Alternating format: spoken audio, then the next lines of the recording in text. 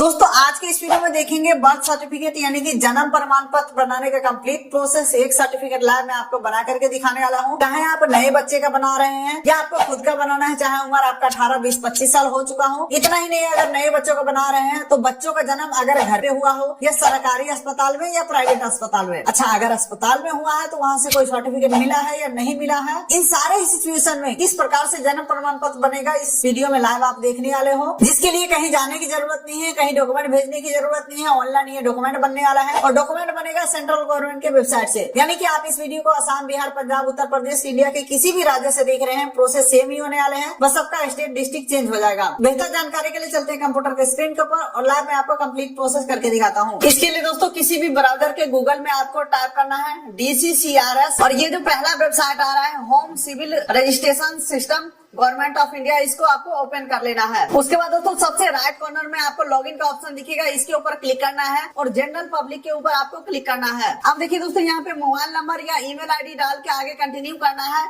लेकिन दोस्तों यहाँ पे सबसे पहले आपको अकाउंट बनाना पड़ेगा। अकाउंट बनाने के लिए साइन अप ऑप्शन के ऊपर आपको क्लिक करना है। उसके बाद अपना बेसिक सा डिटेल फिल करके अकाउंट बनाना है, जो कि दोस्तों अपना अकाउंट बना लेंगे तो अपने बच्चों का या अपने फैमिली में किसी भी बच्चों का आप बर्थ सर्टिफिकेट यानी कि जन्म प्रमाण पत्र बना सकते हैं। यानी कि मैं ये कह सकता हूँ यहाँ पे गार्जियन का डिटेल डाल करके अकाउंट बनाना है, उसके बाद बर्थ सर्टिफिकेट बनेगा। तो यहाँ पे अपना फर्स्ट नेम डाल देंगे, उसके बाद अपना मिडिल नेम डाल देंगे, अपना लास्ट नेम डाल देंगे, जेंडर सेलेक्ट कर लेंगे, डेट ऑफ बर्थ एंटर कर देंगे और नीचे नेक्स्ट के ऊपर क्लिक करेंगे। अभी जो प्रोफाइल बनाते समय हम डिटेल देंगे, इसका कोई माने मतलब नहीं रहेगा। बर्थ सर्टिफिकेट के लिए के लिए अलग से सारा डिटेल फिल करवाया जाएगा, यहाँ सिर्फ हम अकाउंट बना रहे हैं। अब देखिए दोस्तों यहाँ पे आपको अपना एड्रेस फिल करना है, तो इंडिया के अंदर का ही हमारा एड्रेस है तो इन इंडिया सेलेक्ट करेंगे। उसके बाद अपना स्टेट सेलेक्ट करना है, डिस्ट्रिक्ट सेलेक्ट करना है, उसके बाद दोस्तों सब डिस्ट्रिक्ट सेलेक्ट करेंगे। उसके बाद दोस्तों अपना विलेज सेलेक्ट करेंगे, फिर विलेज नेम सेलेक्ट करेंगे, अपना पिन कोड डालेंगे, उसके बाद अपना फुल एड्रेस डालेंगे। जैसे कि अगर आप गांव से होंगे तो वार्ड नंबर या जो भी आपका फुल एड्रेस है वो इस पेज के ऊपर आपको फिल करके नीचे नेक्स्ट के ऊपर क्लिक करना है। उसके बाद दोस्तों आधार एंड नेशनैलिटी का ऑप्शन आ चुका है, जहाँ पे आपको अपना आधार नंबर एंटर करना है। नेशनैलिटी यहाँ पे इंडियन सेलेक्ट करेंगे और टर्म्स एंड कंडीशन एग्री करके नीचे नेक्स्ट के ऊपर क्लिक करेंगे। आधार हमारा वेरीफाई हो चुका है, नीचे नेक्स्ट के ऊपर क्लिक करता हूँ। अब देखिए एक मोबाइल नंबर पूछा जा रहा है, मोबाइल नंबर एंटर करके सेंड ओटीपी के ऊपर क्लिक करेंगे और जो हमारे नंबर पे ओटीपी आएगा ओटीपी एंटर करेंगे।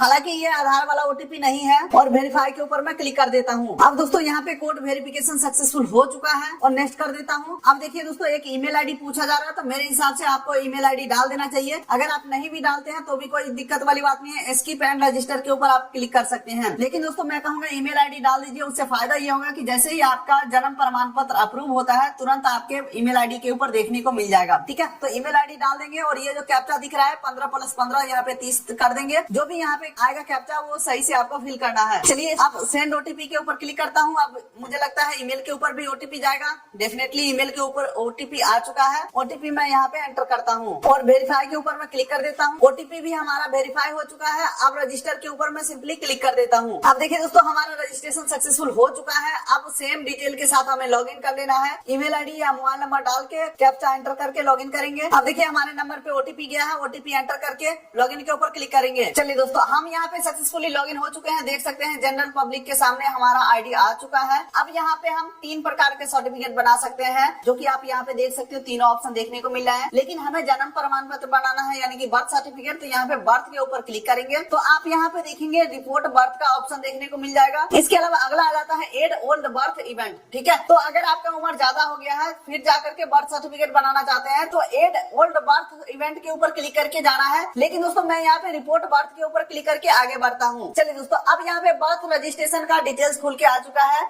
मान के चलिए आपने जो अकाउंट बनाया था वो अपना बनाया था, लेकिन बच्चों का यहाँ पे बर्थ सर्टिफिकेट बनाना है तो अब सारे ही डिटेल बच्चों का फिल किया जाएगा। ठीक है, तो सबसे पहले आपको स्टेट सेलेक्ट करना है, तो स्टेट हमारा आ जाता है बिहार। बिहार में सेलेक्ट कर लिया हूँ। उसके बाद यहाँ पे दोस्तों प्राइमरी लैंग्वेज हिंदी या इंग्लिश सेलेक्ट कर सकते हैं, मैं इंग्लिश ही रखने वाला हूँ। उसके बाद सेकेंडरी लैंग्वेज में हिंदी रखने वाला हूँ। उसके बाद डेट ऑफ रिपोर्टिंग में आज का डेट यहाँ पे आ चुका है। अब देखिए चाइल्ड इन्फॉर्मेशन आ चुका है, यहाँ पे डेट ऑफ बर्थ एंटर करना है, तो बच्चे का जन्म का तारीख आपको एंटर कर देना है। दोबारा से आपको बच्चे का जन्म का तारीख एंटर करना है। उसके बाद बच्चे का टाइम आपको एंटर कर देना है और उसके बाद जेंडर सेलेक्ट कर लेंगे, मेल है फीमेल है। और अगर बच्चों का आधार रजिस्ट्रेशन आपने करा लिया है तो यहाँ पे आप आधार या EID नंबर को डाल सकते हैं। लेकिन दोस्तों मैं यहाँ पे कुछ भी फिल नहीं करने वाला हूँ। चलिए दोस्तों अब आपको यहाँ पे पूछा जा रहा है क्या आपने बच्चों का नाम रख लिया है। बच्चों का नाम रख लिया है तो यहाँ पे टिक नहीं करना है, और अगर आपने बच्चों का नाम नहीं रखा है तो आपको यहाँ पे टिक करना है। तो दोनों में फर्क क्या है? अगर आपने बच्चों का नाम नहीं रखा है तो यहाँ पे टिक करेंगे तो गार्जियन का डिटेल पूछा जाएगा, जैसे कि देख सकते हैं फादर इन्फॉर्मेशन पूछा जा रहा है। अगर आपने बच्चों का नाम रख लिया है तो अनटिक करेंगे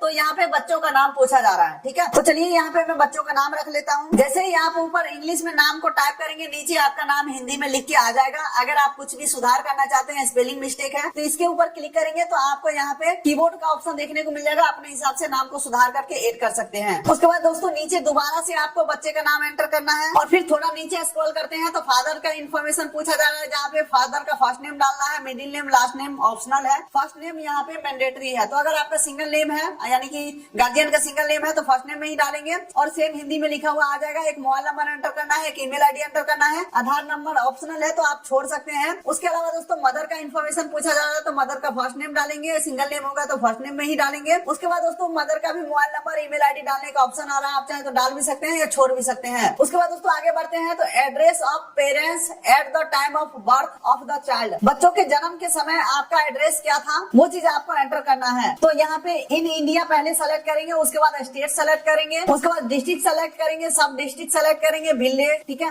गांव का नाम, पिन कोड डालेंगे, building number, house number, street number, locality, भवन का नाम, मकान नंबर, मतलब कि अपना सारा एड्रेस फिल कर देना है। यहाँ पे आपको 2-3 केसेस हो सकते हैं। मान के चलो बच्चे का जो पिता का घर है वो कहीं और है, यानी कि जो भी है ठीक है, लेकिन दोस्तों बच्चे का जन्म के समय माता अपने मायके में होंगे या किसी अदर जगह पे होंगे, तो जहाँ पे भी बच्चे का जन्म हुआ है ना, सिर्फ और सिर्फ वो एड्रेस डालना है। आगे हमें परमानेंट एड्रेस फिल करने का ऑप्शन आएगा, ठीक है, तो अभी सिर्फ और सिर्फ वही एड्रेस डालना है जहाँ पे बच्चों का जन्म हुआ है। लेकिन हाँ, हॉस्पिटल का एड्रेस नहीं डालना है, हॉस्पिटल का एड्रेस अभी आगे पूछा जाएगा। चलिए तो अपना एड्रेस फिल करेंगे। चलिए उसके बाद नीचे स्क्रॉल करेंगे तो परमानेंट एड्रेस ऑफ पेरेंट्स का यहाँ पे ऑप्शन आ चुका है। मान के चलिए हमारा परमानेंट एड्रेस है बिहार में, रहता हूँ पंजाब में, तो करंट एड्रेस में हमने फिल किया पंजाब वाला एड्रेस, यानी कि बच्चों का जन्म का स्थान में पंजाब वाला एड्रेस फिल कर दिया। अब देख सकते हैं परमानेंट एड्रेस में मैं फिल करूंगा बिहार वाला एड्रेस को, जो हमारा परमानेंट एड्रेस है। और अगर आपका करंट और परमानेंट सेम है तो यस के ऊपर यहाँ पे क्लिक कर देना है। चलिए दोस्तों अब यहाँ पे अगला ऑप्शन आ रहा है प्लेस ऑफ बर्थ, यानी कि जन्म का स्थान, जहाँ पे सबसे पहले पूछा जा रहा है बच्चा का जन्म घर पे हुआ है या हॉस्पिटल में हुआ है या अदर जगह पे हुआ है। तो अगर आप घर पे सेलेक्ट करते हैं तो अपना घर का एड्रेस डालना है,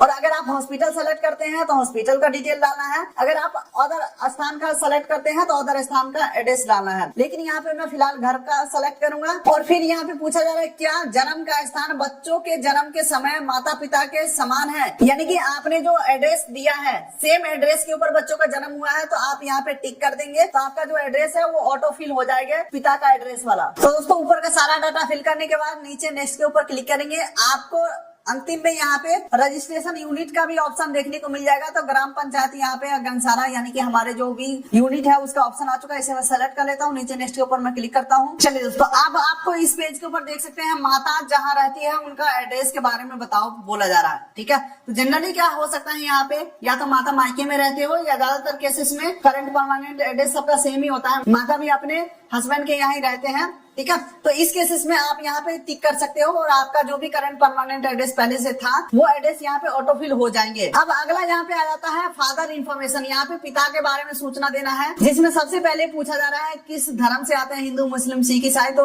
अपने हिसाब से सेलेक्ट करेंगे। उसके बाद फादर का एजुकेशन क्वालिफिकेशन यहाँ पे पूछा जा रहा है, तो अपने हिसाब से सेलेक्ट कर सकते हैं। उसके बाद फादर का ऑक्यूपेशन यहाँ पे करते क्या है, तो अपने हिसाब से सेलेक्ट करेंगे। उसके बाद दोस्तों मदर का इन्फॉर्मेशन पूछा जा रहा है, तो मदर का यहाँ पे जाति धर्म सेलेक्ट करेंगे। उसके बाद मदर का क्वालिफिकेशन सेलेक्ट करेंगे। उसके बाद दोस्तों मदर का ऑक्यूपेशन सेलेक्ट करेंगे। उसके बाद दोस्तों नीचे स्क्रॉल करेंगे तो अदर इन्फॉर्मेशन में देख सकते हैं सबसे पहले पूछा जा रहा है माता का शादी के समय उम्र कितना था, तो अपने हिसाब से देख लेंगे, जो भी है फिल करना है। उसके बाद दोस्तों अगला पूछा जा रहा है बच्चे का जन्म के समय माता का उम्र क्या था, और अगला यहाँ पे पूछा जा रहा है टोटल कितने बच्चे हैं, तो आपको यहाँ पे अपने हिसाब से फिल कर लेना है। चलिए दोस्तों अब जन्म से संबंधित कुछ और जानकारी पूछा जा रहा है, जहाँ पे देख सकते हैं type of attendance eight delivery. तो यहाँ पे दोस्तों स्टार्टिंग में हमने सेलेक्ट किया था कि बच्चे का जन्म घर पे ही हुआ है, जिस वजह से यहाँ पे ऑप्शन आ रहा है कि किसके मदद से घर पे जन्म हुआ है, डॉक्टर या नर्स के मदद से, या फिर ट्रेडिशनल बर्थ अटेंडेंस के मदद से, यानी कि गांव या मोहल्ला में जो एक्सपर्ट महिला होते हैं इन कामों में उनके मदद से हुआ है, या रिलेटिव या अदर, ठीक है।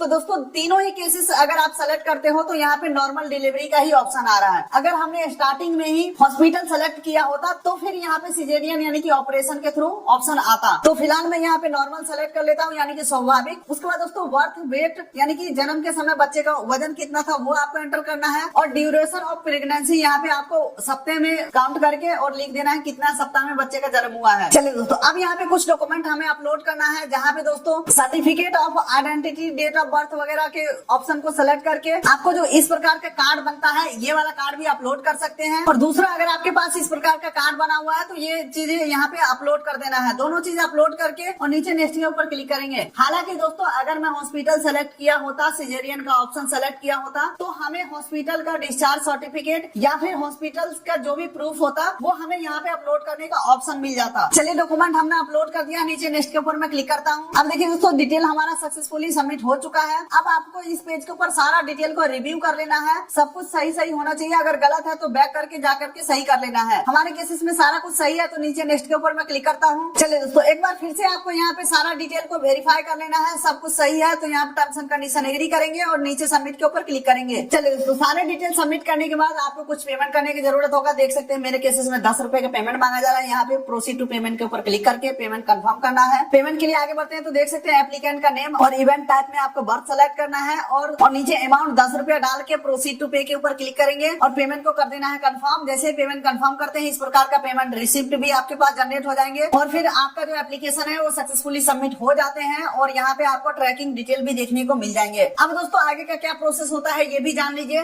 जैसे ही आप डिटेल सबमिट करते हैं आपके जो भी नजदीकी पंचायत होगा वहां पे रिक्वेस्ट जाएगा, वो लोग वेरिफिकेशन करेंगे। हो सकता है आपके घर पे आ सकते हैं या हो सकता है तो वो ऑनलाइन भी अप्रूव कर देंगे। अगर आपको काफी लंबे समय तक यहाँ पे पेंडिंग दिखाता है तो आप अपने पंचायत में जाकर के पूछ सकते हैं कि भाई मैंने बर्थ सर्टिफिकेट के लिए अप्लाई किया था, आप लोग उसे अप्रूव कर दो। तो यहाँ पे आसानी से आपका जो बर्थ सर्टिफिकेट है वो अप्रूव होकर के और आपको जैसे ही अप्रूव होते हैं आपके ईमेल के ऊपर सर्टिफिकेट आ जाएगा या आप यहाँ पे लॉगिन करके दोबारा से डाउनलोड भी कर पाओगे। तो यही रहने वाला कंप्लीट प्रोसेस 2025 के अंदर अगर आप अपना बर्थ सर्टिफिकेट यानी कि जन्म प्रमाण पत्र बनाना चाहते हैं। उम्मीद करता हूँ वीडियो अच्छा लगा तो वीडियो कर दिए लाइक, चैनल कर दिए सब्सक्राइब ताकि मिलेंगे ऐसे